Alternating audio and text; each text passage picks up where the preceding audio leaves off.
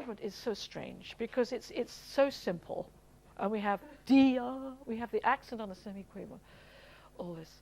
So we have to make this big arch because it goes to here, the B flat, bye, tie, pie. It's sort of because he has written these on off beats. They're off the beat, but they it's on. You have to make them heavier than these all the time. Okay. So you're going against, the tension is you're going against the bar line, against the bar line. So the whole of this is a growing. So I would think of the rests as like little commas, that they're not actually rests. You're still thinking through the rest. Okay. You think through the rest. So this is the first phrase. You know this probably. You know this is the first phrase. And then here's the second phrase. From there to there. Okay. And then this phrase is very long. Right to here. That's 3 phrases. Okay. Okay. And this is the 4th phrase.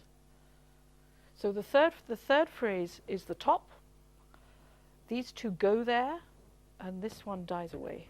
So if you have that architecture in your mind, perhaps you know the text, for want of a better word, will be stronger. Okay. Yeah. So if you think that now, so you think through the rest. Yeah. You think through the rest, so these are very. I mean, they are there. Yes, the semiquaver rest, but your mind is thinking through all the time. Through. Yeah,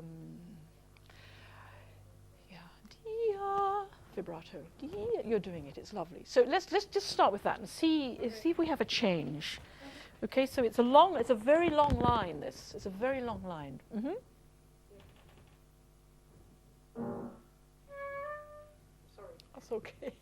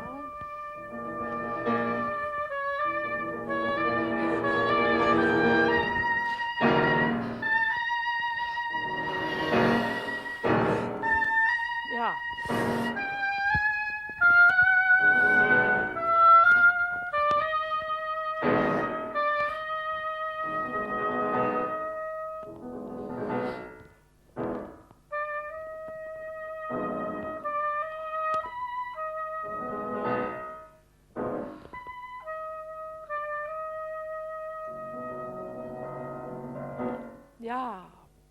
Yeah. No, it's lovely when you played. Sorry, Alina. When you played loudly there, there was more fire. It's good. You keep going there. It's good. Yeah. Now, it's hard. This is very hard to do because it's such a long line that we're making. So the very first thing you play, you know, I'm thinking, where is that note going? That D. I mean, how are you thinking of that first D? Because at the moment it's just. It's not going anywhere. I don't know whether. Yeah. The ending. Yeah. I mean, the thing is that it's pianissimo, but then I think we need to think that it's being pulled like this, that you're pulling it. Yeah. You know, it's almost like you think crescendo, but you don't. Okay. So you're driving it. Mm-hmm. It's not static. It's moving, even though it's still. And so this D is stronger than this one. You know, somehow there's something different about it. It's this thing when you practice your long notes that. Okay, I need to get my oboe out. Well, in the end, you have to play. You know. Okay.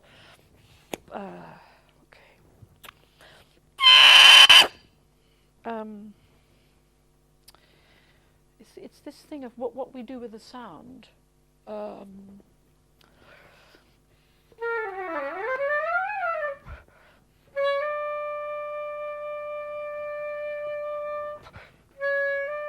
You see, the first note, I'm thinking forward. I'm pushing it in my mind. I'm not sitting on it at all. You know, I have to move it somewhere.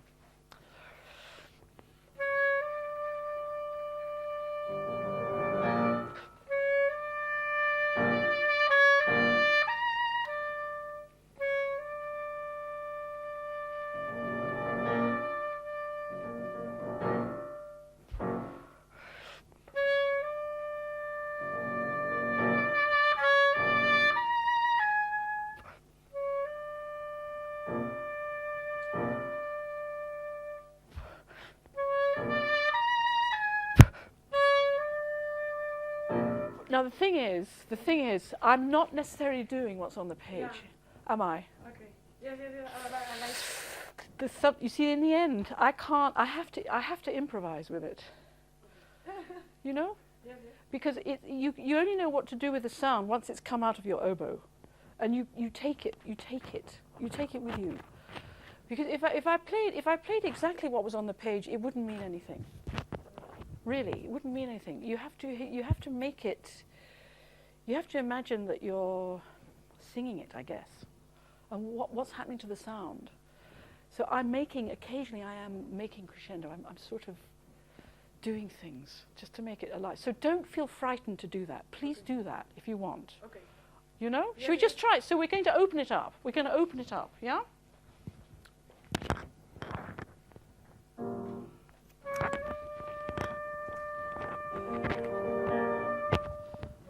Yeah.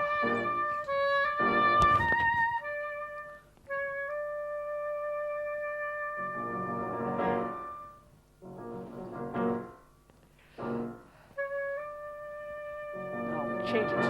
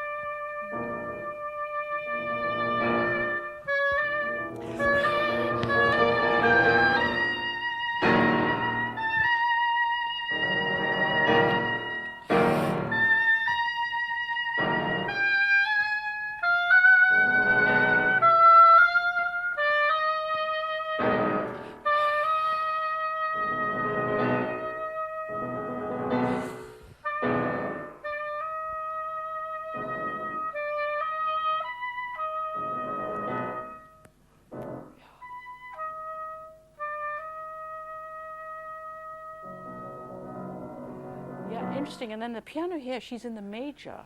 She has the major.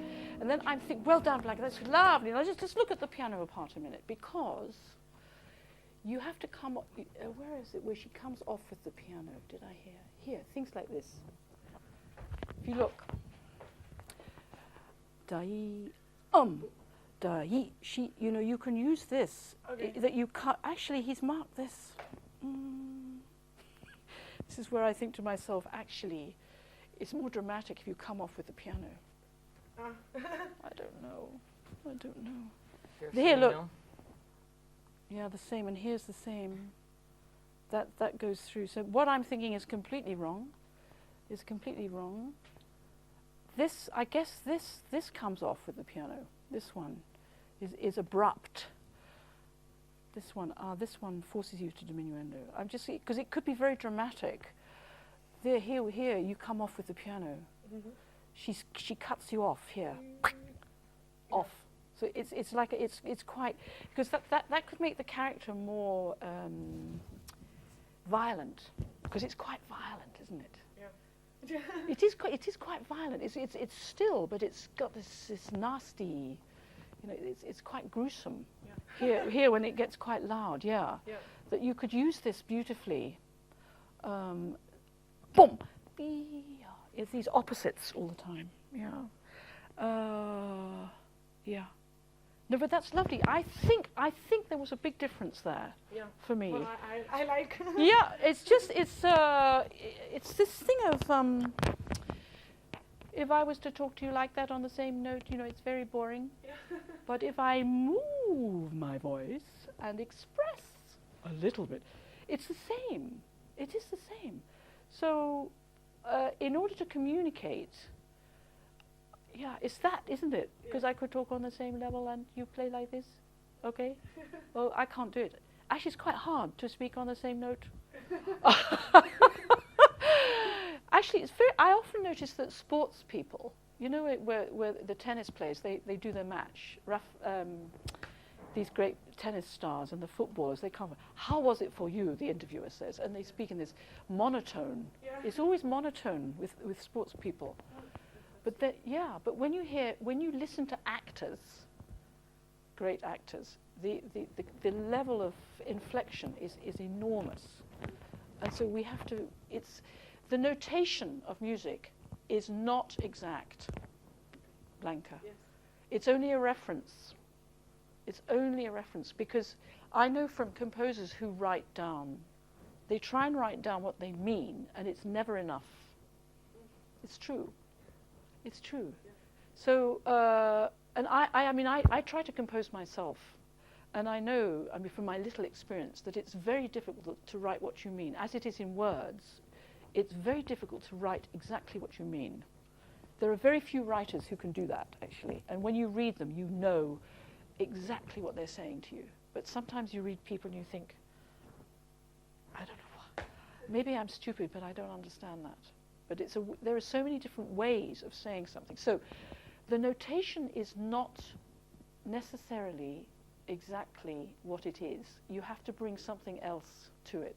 So what you did just now is what you need to go to. Definitely. And you have to find out what you think, you know. And imagine that you're listening to what you're doing. I mean, of course you are, but it's this thing of imagining your ears are over there. Not there. Yeah, it's very hard, this, because it's in the mind, all this. It's imaginary. It's fantasy. It's fantasy. And I think we need to go there a lot. Fortunately, we can. The text is a reference. It's a guide to what this music is. So if you can bring that out more, that'd be fantastic. Okay. Good. So let's do the next movement. Now I understand the andante rubato, because rubato is tempo. Yeah. Yeah. Absolutely. It's almost like this. You know, you're sort of doing this, and then suddenly the violence. You have to suddenly bring this violence in. It seems very calm, but underneath it's dark. It's very dark. Yeah. Good.